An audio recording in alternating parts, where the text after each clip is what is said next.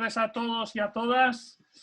Muchas gracias por estar aquí. Hoy la sesión va a ser un poquito diferente. Hoy vamos a hablar sobre Meyerhold y veis que ya empezamos con una imagen porque me gustaría que vierais muchas imágenes del trabajo de Meyerhold y a medida que os vaya contando un poco sobre él, vamos a ir viendo imágenes porque espero que os sorprenda positivamente porque es un personaje muy peculiar, estudiado pero no muy desarrollado. Bueno, a mí me parece una técnica muy, muy interesante, por lo menos conocerla, ¿vale? Pues nada, suelto un poquito el vídeo y van a ir pasando imágenes. Pues nada, os cuento eso, que es que el nombre de Meyerhold es muy difícil de pronunciar. Vsevolod Meyerhold nace en el año 1874 y muere en 1940, ¿vale? Él vive en Rusia, pero viaja a Moscú en 1995 y durante un año estudia Derecho, pero no se da cuenta de que no es lo que más le interesa, pero descubre una gran vida cultural, ¿no? Como les pasó a Bertolt Brecht, a personajes que hemos ido viendo, y sobre todo participa en unas sesiones como espectador en el Teatro Malay, donde ve cómo ensayan, y él criticaba mucho la técnica que están utilizando los actores, ¿no? Sin haber practicado todavía, se da cuenta de que, bueno, que esa técnica no le acaba de convencer, le falla.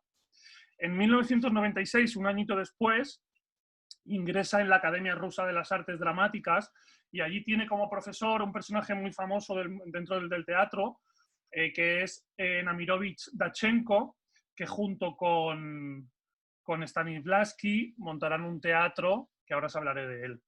En ese año está 4 años trabajando en esta academia, formándose, y allí conoce a un personaje que supongo que conoceréis, que es Anton Chekhov, y empiezan a compartir sus inquietudes en cuanto a la forma de actuar que hay en el TAM, ¿no? En el Teatro de Arte de Moscú, que es el que dirige Dachenko y Stanislavski y al que invitan a Meyerhold a trabajar con ellos. Como os decía, está 4 temporadas con ellos y abandona el TAM en el 1902 porque no acaba de sentirse cómodo con lo que allí sucede y sobre todo con el sistema de interpretar de los actores, ¿no? De 1903 a 1905 Meyerhold crea la Sociedad del Nuevo Drama.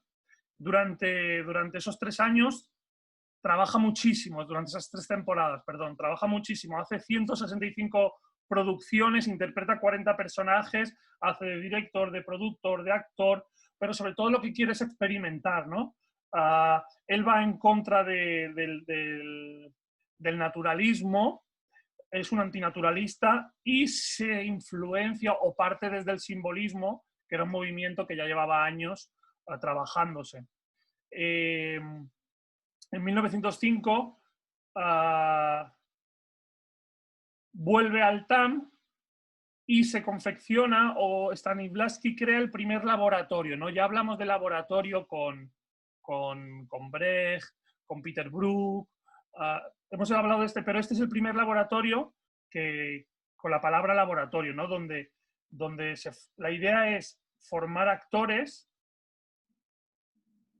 pero descubren que los actores con los que están investigando, como tienen una formación de la antigua escuela, no funciona porque tienen aprendido unos códigos que cuesta mucho. Entonces, en el primer ensayo general, Stanislavski, que como os decía, había propuesto hacer este laboratorio, decide suspender este laboratorio. En 1906, Meyerhold, después de años de estar investigando, es invitado por Vera, y el apellido me es impronunciable porque son un mogollón de consonantes, pero Vera K, le diremos Vera K, es una gran actriz muy reputada en Rusia, ¿no? ¿Qué pasa? Que encaja poco porque como ella venía del mundo naturalista y este señor hace un teatro muy físico, sobre todo de investigación, pues no acaban encajando. Del 1907 a 1917 le invitan a dirigir los teatros imperiales de San Petersburgo, ¿vale? Son todavía del 7 al 17 están los zares en Rusia, y él lo que intenta en este periodo es recuperar la tradición antigua de la comedia del arte, teatro español del siglo XVI y XVII, ¿no? Y el teatro oriental. Es un poco como vimos en los otros autores. Hay esa doble influencia occidental y oriental. Busca que el actor desarrolle un juego más rítmico y más ágil, ¿no? Aún haciendo montajes que podríamos llamar tradicionales, pero intenta investigar en esa línea y trabajan o desarrollan el teatro, el estilo grotesco en el teatro, pero no quizá como lo conocemos hoy, sino que lo que busca es resaltar el contraste cómico que hay entre la caricatura, lo burlesco, lo extraño, pero os lo explicaré un poquito más con detalle más adelante. En paralelo, mientras está trabajando en estos teatros imperiales, se inventa un nombre que se llama Doctor Dappertutto, y con ese nombre, con esa falsa identidad, frecuenta a los cabarets, sótanos que se improvisaban para montar y hacer escenas, salones improvisados donde también se hacían, salones en las casas donde se hacía teatro, y con esta falsa identidad mira como de reojo al teatro itinerante, al arte del juglar, al mimo, a los acróbatas, la pantomima, el circo, bueno, todo este tipo de teatro o parateatro, que no es el teatro burgués, que ya hemos hablado de él en otras charlas. En el 17 es una fecha muy importante, ¿por qué? Porque está ya la Revolución Rusa, ¿no? Se cargan a los zares, entra la República, y aquí empieza en él un activismo, se une al partido bolchevique, hay un eslogan que dice un eslogan que habla del octubre teatral, donde se promulga un arte luchador, de masas, lleno de juego y de simplicidad. Todo esto nos va a recordar mucho a Brecht, recordar que Brecht también estaba muy influenciado por Meyerhold, y se intenta elaborar un nuevo teatro para el proletariado, ¿no? Él empieza a trabajar con actores amateurs o semiprofesionales, una vez ya ha estallado la revolución, como os decía, y en ese momento conoce a Vladimir Mayakovsky, que es clave en su evolución teatral. En 1920 comienza a hablar de biomecánica, es el año en el que él formula esta palabra, ¿no? De biomecánica. Aparte de lo que os decía antes del teatro itinerante, el arte del juglar, el mimo, todo esto, suma unas nuevas concepciones, suma dos concepciones a su manera de entender la interpretación, que es el taylorismo, que viene de Estados Unidos y es un sistema de organizar el trabajo de los ingenieros industriales, ¿vale? Con esa idea de organización, él se da cuenta de que los trabajadores economizan mucho el movimiento, son muy, muy precisos, y entonces el taylorismo él lo adopta, lo absorbe y lo aplica al teatro. Y luego también utiliza una influencia que es la reflexología. No la reflexología podal, no nos vayamos ahí, sino la reflexología es la diferenciación progresiva de respuestas aprendidas gradualmente y asociadas con anteriores adquisiciones. Es decir, sería como aprender una canción, pero por partes, ¿no? La suma de las partes me dará el todo. Entonces, él confecciona su proyecto de la biomecánica a partir de todo lo que os he dicho y de estas dos concepciones, ¿no? En este momento, en el año 1920, hace su primer espectáculo, que lo llama espectáculo de biomecánica, que es El Cornudo Magnífico, y es una obra constructivista que le viene muy bien para desarrollar y para iniciar el filón de la biomecánica, ¿no? Podríamos decir que ha estado investigando muchos años y encuentra unas bases sobre las que trabajar, y ahora os explicaré un poquito más adelante lo que es la biomecánica. En 1922 funda el TIM. Es curioso que se llame el TIM, porque también antes lo habían fichado en el TAM con Stanislavski y Dachenko. Yo no sé si es un guiño a una nueva... Bueno, para mí me parece curioso. Y es un poco como las escuelas que tenemos hoy en día, que es escuela, teatro y centro de investigación, ¿no? hay escuelas profesionales que tienen estas tres vertientes. Escuela al principio, centros de investigación cuando ya tienes la educación asumida, y teatro porque a veces incluso tienen compañías y representan, ¿no? Es un poco similar a la escuela francesa de la que os hablé, del movimiento, la escuela de Grotowski, el Odín Teatro de Eugenio Barba, el trabajo que hacía Peter Brook. Bueno, es un poco similar. Después de la época constructivista, la biomecánica se integra de una forma más sutil en la búsqueda de lo que él llamará un realismo estilizado. En 1930, las condiciones de trabajo de Meyerhold empeoran muchísimo. Con Stalin en el poder, y más que un líder, es un dictador, y más que comunista, sobre todo, es un dictador. Su trabajo se frena en seco, se instala el realismo socialista, ¿no? El gobierno instala el llamado realismo socialista, que es un patrón estético, que al final es un tamiz censurador para propuestas que no se adecúen a la ideología del régimen. Se cierra su teatro, lo que es decir, el TIM, lo acusan de formalista, de burgués y de antiartístico, y en el 39 lo detienen, lo torturan, y en 1940 lo fusilan bajo la acusación de trotskista y espía británico y japonés. Bueno, estaba claro que su figura molestaba, ¿no? Y por último, en 1955, cuando muere Stalin, se reivindica su figura y se le exonera de todos los cargos que le habían acusado. Bueno, esta es un poco la trayectoria. A ver, voy a poner para veros. Ahí está. Ya os podéis quitar el silencio este que os he puesto, por si queréis comentar. Bueno, para acabar un poco de situaros, os voy a transmitir las palabras que Manuel, que a lo mejor lo habéis visto. Manuel es un arquitecto, Manuel es el compañero actor, pero él es arquitecto y él tiene una formación muy del mundo de la arquitectura, pero del arte, ¿no? De la pintura. Noé, hay un ruido raro por ahí, ¿eh? Sí, se oye un poco mal. Es el ventilador. Ya está. Como os decía, es un...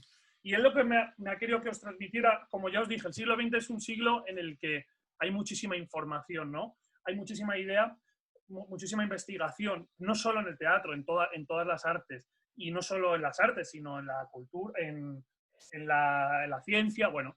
Pero también hay una concepción que cambia en el ser humano. El ser humano empieza aunque todavía no ha llegado el existencialismo como corriente, pero ya la gente empieza a formularse el sentido identitario, ¿no? Y él me decía que esto era importante que lo supiéramos porque Rusia, que hoy en día nos puede parecer un redil comunista que queda allí, durante el siglo XX fue un gran motor, ¿no? De hecho, solo hay que ver toda la guerra que hubo entre Estados Unidos y Rusia, o competiciones por llegar a la Luna. Bueno, fue una gran potencia, y para nosotros en el teatro es un gran referente por todos estos personajes que estamos conociendo. Quisiera centraros un poquito. No sé si tenéis alguna pregunta, alguna duda. ¿Todo bien? Vale, os voy a poner otro vídeo, porque como os decía, este señor, sé que habéis visto imágenes y movimientos. Ahora poco a poco os iré introduciendo un poquito más en esto, y os lo voy a ir explicando qué es la biomecánica y desde dónde la desarrolla y hacia dónde la quiere llevar, o desde dónde la adopta, mejor dicho, o qué le influencia para basarse en esta teoría y cómo la va desarrollando, ¿vale? Os pido eso, que os volváis a silenciar el micro, perdonad.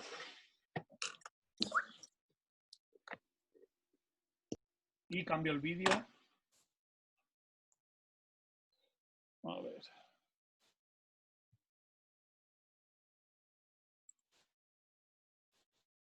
Perdón. Vale. Bueno, pues os dejo aquí viendo también escenitas y os voy contando. Mirad. Bertolt Brecht, perdonad. Meyerhold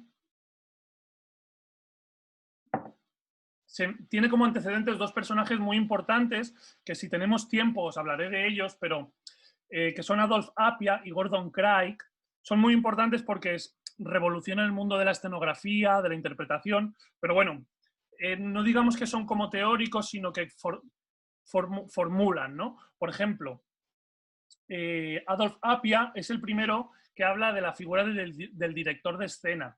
Hasta el momento no había la figura de alguien que era el director que se encargaba de dirigir, simplemente o mayoritariamente los actores protagonistas, que normalmente eran los productores, ellos mismos dirigían, ¿no? De repente él aboga por esta figura del director de escena y nos dice que la escena debería, la música sustenta y canaliza no solo la dimensión física y vocal del actor, sino también su caudal emocional. No abogan por la palabra, sino que la música es la sustancia principal, ¿no? Y luego Gordon Craig habla de una cosa que si tenemos tiempo os hablaré en otro momento, pero que es la supermarioneta, que viene a decirnos que el actor está preso de las emociones y es un mero imitador de la naturaleza, ¿no? Por ahí lo del naturalismo. Y dice, hay una frase que él dice, la emoción es la causa que antes crea y luego destruye. Bueno, y nos habla Gordon Craig, que es el que influencia a Meyerhold, nos dice que el actor el actor tradicional, ¿no? de la escuela tradicional de teatro, y sobre todo el actor oriental, es donde el movimiento y el gesto, ordenados de maneras significativas, expresan ideas y emociones y sentimientos. Es decir, esto que veis ahí, que acabo de parar la imagen, nos transmite unas emociones, nos puede llegar a transmitir unos sentimientos. Y esta es la base muy condensado de Meyerhold. Y ahora os voy explicando por qué. O qué quiere conseguir con la biomecánica. Mirad, la biomecánica busca, o es una esfera donde predomine, como os decía, la musicalidad y la plasticidad. ¿Vale? Es un teatro físico por encima de lo psicológico. En su investigación, tenemos por ahí, como os decía, el teatro burgués que siempre camina, o el teatro tradicional que siempre camina en paralelo a todos estos investigadores, ¿no? ¿Qué intenta? Intenta romper la sincronía entre el ritmo vocal y el ritmo físico, ¿no? Realizando o buscando un ritmo escénico. Esto yo sí que os he hablado muchas veces. Vamos a conseguir un ritmo en esta obra, en esta escena. Dice que hay que liberar al actor de la arbitrariedad de su temperamento personal, es decir, que las emociones no nos posean como actores. Y no se trata de una sensibilidad emotiva, sino de una sensibilidad sensorial, ¿no? Por eso trabaja mucho desde lo físico. ¿Qué quiere conseguir la biomecánica? Pues provocar en el espectador un reflejo emocional que no pase necesariamente a través del aspecto intelectual, sino que se base en la sensibilidad sensorial y cinestésica. La cinestesia es una ciencia que estudia las sensaciones que podemos sentir en el interior de nuestro cuerpo donde no intervengan los sentidos como el tacto, el olfato, el oído ni la vista. Es decir, lo que sentimos relacionado con las emociones, las sensaciones. Estar nervioso, tener hambre, todas esas sensaciones que podemos albergar en nuestro interior. Busca sobre todo esta biomecánica una mirada activa del espectador, que esto recordará a Bertolt Brecht, ¿no? Por supuesto no busca el distanciamiento, pero sí, como veis, Bertolt Brecht, como os dije, se influencia se nutre de Meyerhold. Esto se puede lograr mediante el grotesco, ¿no? Que es lo que os hablaba antes. No el grotesco como lo entendemos, como las pinturas de Goya, aunque Meyerhold se nutrió de las pinturas negras de Goya, por ejemplo. Entonces el grotesco es como se basa en contrastes que permiten cambiar continuamente los planos de percepción del espectador. Eso es el contraste, el grotesco, como esos cambios, una lucha entre el contenido y la forma, para potenciar esta lucha entre contenido y forma, donde se pueda profundizar la vida cotidiana hasta que ésta deja de representar aquello que es lo habitual. Bueno, aquí podemos ver imágenes. Luego os pondré imágenes de cómo la biomecánica, que nos puede parecer algo raro, se aplica al teatro, ¿vale? Esto es un trabajo de entrenamiento, no es un trabajo que se muestra. Ahora hay vídeos para mostrarlo, pero veis, si yo pongo esto así, vemos una imagen que nos da una emoción, y si quitamos la mano, buscamos a través de lo físico de la silueta la emoción. Bueno, como os decía, para que entendáis el grotesco desde ahí, ¿no? Desde esa síntesis que contenga la esencia de los contrastes. ¿Qué más os cuento de la biomecánica? Pues es como una codificación específica en el uso del cuerpo que determina un juego actoral enraizado en lo teatral, ¿no? Es como si canalizáramos en favor de la expresión del cuerpo la voz y las emociones, ¿no? Todo lo que tiene el teatro naturalista, que está todo en la voz condensado, aquí va a la inversa. Cualquier acción que en la vida cotidiana implica solo una parte del cuerpo, cuando se lleva a escena abarca el cuerpo entero. Por ejemplo, hay un ejercicio que se llama el tiro con arco, ¿no? El tiro con arco podríamos decir que va desde la cintura hacia arriba, pero ahí él cree que todo lo que pasa en escena tiene que estar en contacto todo el cuerpo. Aunque solo esté mirando a alguien, todo mi cuerpo ha de mirar. Y esto seguro que me lo habéis oído a mí, ¿no? Tengo que estar en escena con esa presencia. Luego habla de una elaboración de un diseño preciso para los movimientos. Ahora en un momentito os pongo cómo entrenaba él con sus alumnos, para que así el actor sienta su interpretación en una partitura de movimientos, que pueda codificar. Esto nos puede parecer muy antinatural, y lo es, pero luego veremos por qué trabajan en esta idea de conceptualizar el movimiento. Así el actor sintetiza su interpretación en una partitura de movimientos. Esta partitura, por muy establecida que esté, debe cobrar vida, debe jugarse, debe hacerse flexible. Si no, queda vacía, perceptible, queda como robotizada. Es un poco como los músicos de jazz, ¿no? Tenemos una partitura donde movernos y sobre esa partitura podemos improvisar. Y Melchor también nos habla de esta improvisación, ¿no? Dice, con todo esto, el actor debe ser capaz de improvisar dentro de esta partitura. Vale, os voy a poner el siguiente vídeo. Y este sí que le voy a dar volumen. Vale, ahora os lo suelto. A ver, perdonadme el vídeo 3, creo que tengo que empezar un poco más adelante. Vale. Este trabajo de la biomecánica se llama etudes, que son rutinas psicofísicas con un diseño muy preciso que compendian de forma práctica los principios de la biomecánica. Esto es un etude, para que lo veáis. Y esto sería un tipo de entrenamiento. Wichtig ist, dass Stoiker nicht zur Pose, nicht zum Todpunkt einer Bewegung wird, sondern latent dynamisch ist.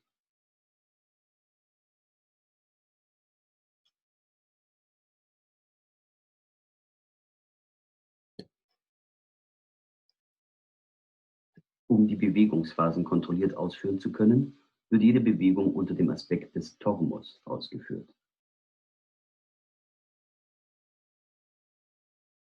Tormos, wörtlich Bremse, bezeichnet den Prozess bewusster Kontrolle der Dynamik des Bewegungsvorgangs, das rechtzeitige Abbremsen, um die Bewegung kontrolliert beenden zu können.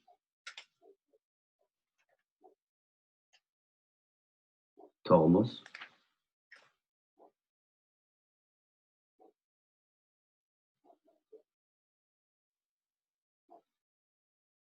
ein anderes Beispiel. Vale, os explico esto porque el vídeo estaba cortado. El circuito de ejercicios o de entrenamiento consta de 3 fases. Hay alguna más, pero las esenciales son el OTCAD, que es el anteimpulso, es como un retroceso. Seguro que os acordáis que yo os he hablado muchas veces de los opuestos, ¿no? No en este sentido, pero también tiene su relación. Que, por ejemplo, para saltar, antes de saltar necesitamos agacharnos, ¿no? O retroceder para lanzar. Si quiero lanzar una piedra, retrocedo, que es lo que está haciendo en esta imagen, ¿no? O alzar un brazo para golpear, ¿no? En vez de ir de un punto a otro, retrocedo. La segunda fase es el posil, que es enviar ese movimiento, esa acción, esa energía, y el tormos, que es un poco la parte que acabáis de ver, que es el freno. Os dejo ahora para que veáis una etude completa. Tormos.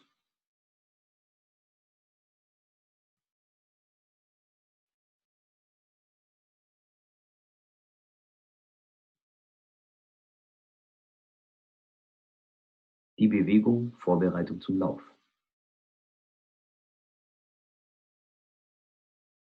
Zum Prinzip des Tormos gehört weiterhin, dass jede Bewegung unter dem Einsatz von Gleichgewichtsverlagerungen, von ökonomischer Gestaltung, von Spannung und Entspannung ausgeführt wird.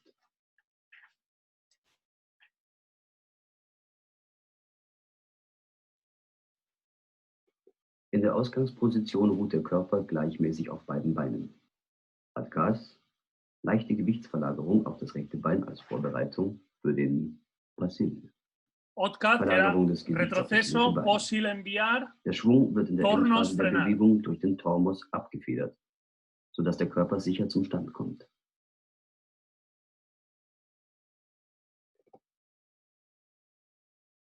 Stoika. Der Oberkörper. Vaya caras. Vale. Bueno, esto es un poco la parte en la que os quería centrar, que es el entrenamiento. Esto es un trabajo de entrenamiento. Sería como hacer tai chi o como hacer lo que os decía el otro día, el aikitaiso, para luego hacer aikido. Es un sistema de entrenamiento, ¿vale? Pero lo que quiero que entendáis es que este sistema de entrenamiento es un trabajo físico para conseguir emociones. Y desde una codificación, como habéis visto, parecen atletas, ¿no? Ahora os voy a poner otros vídeos donde ahí dices, joder, ¿cómo van a conseguir interpretar a Hamlet con eso? Pues este señor, Meyerhold, desarrolló esta técnica para conseguir las emociones, pero no al contrario que Stanislavski, ¿no? Stanislavski, que también me gustaría que lo viéramos, porque es como la pieza central de la que parten todas las técnicas teatrales. Lo quiero dejar para el final, para que al final sea como el colofón. He empezado un poco al revés, podría haber empezado por él y ver todas sus ramificaciones, pero me gustaba hacerlo esto salpicado porque de repente nos va a ir descolocando para decir, vale, todo esto nació de allí, pero Stanislavski tampoco nace de todo de él también se nutre de otros, pero bueno. Entonces quiero que tengáis eso claro. Ahora os voy a poner, sigo con los vídeos, como os decía, quería que vierais bastante material videográfico. Os voy a poner, a ver, perdón, el 4.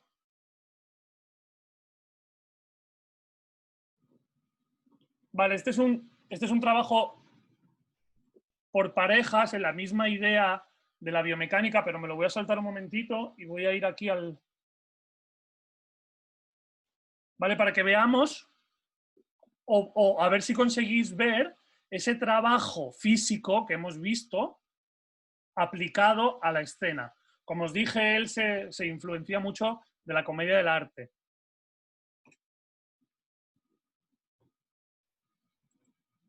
Aunque esto no es comedia del arte al uso. Но не будем пока предварять трудов неоконченных. Но! Умеренных лаврами, академия антропометрии в Берне доказано точно.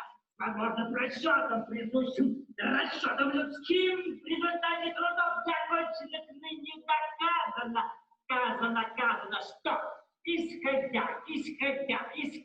Впрочем, не будем пока предварять, что, почему, пока неизвестно.